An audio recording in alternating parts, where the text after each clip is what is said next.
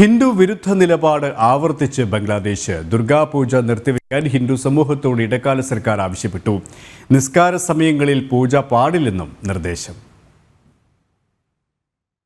ബംഗ്ലാദേശിൽ ഹിന്ദു വംശഹത്യയും കലാപവും അരങ്ങേറിയതിന് പിറകെയാണ് ഹൈന്ദവ ആരാധനകൾ നിർത്തിവെക്കാൻ മുഹമ്മദ് യൂനുസിന്റെ നേതൃത്വത്തിലുള്ള ഇടക്കാല സർക്കാർ ആവശ്യപ്പെട്ടത്. ഹൈന്ദവ ആരാധനകളിൽ ഏറ്റവും പ്രധാനപ്പെട്ട ദുർഗാപൂജ ചടങ്ങുകൾ നിർത്തിവെക്കണമെന്ന് സർക്കാർ ആവശ്യപ്പെട്ടു.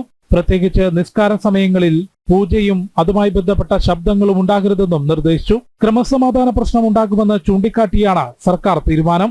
രാജ്യത്ത് ന്യൂനപക്ഷങ്ങളിൽ ന്യൂനപക്ഷമായ ഒരു സമൂഹം ദുർഗാപൂജ നടത്തുന്നത് കൊണ്ട് എന്ത് ക്രമസമാധാന പ്രശ്നമുണ്ടാകുമെന്ന് ചോദ്യമുയർത്തുന്ന ബംഗ്ലാദേശിലെ ഹിന്ദുക്കൾ നിലനിൽപ്പിനായി പോരാട്ടം തുടരാനാണ് തീരുമാനം. നേരത്തെ ഷെയ്ഖ് ഹസീന സർക്കാരിനെതിരെയുള്ള കലാപത്തിന്റെ മറവിൽ ഹിന്ദുക്കൾ ഉൾപ്പെടെയുള്ള ന്യൂനപക്ഷങ്ങൾക്കെതിരെ വ്യാപക അക്രമം അഴിച്ചുവിട്ടിരുന്നു.